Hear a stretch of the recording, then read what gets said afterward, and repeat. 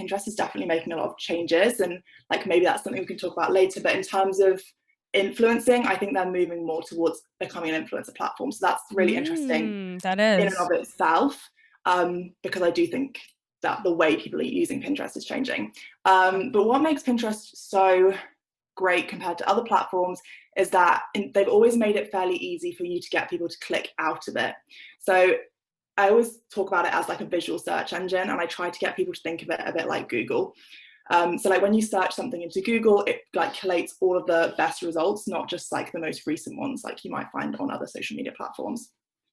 So if you can create something that is really useful and use your SEO well, then your pin will rank high in those search results, and it will rank high for a really long time. And that pin will link to your website.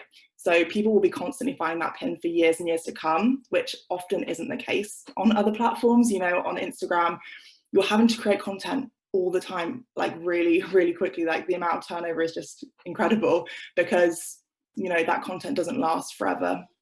Once people have seen it, a few days later, it's kind of gone, whereas with Pinterest, that isn't the case. You can still find, I'm still getting pins that are linking to my website over a year old.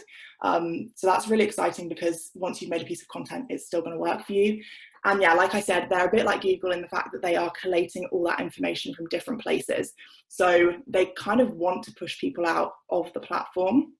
Although that is changing a little bit with the idea pins, but with regular pins, they're encouraging people to find answers to, any kind of problem that they have, any solution they're looking for.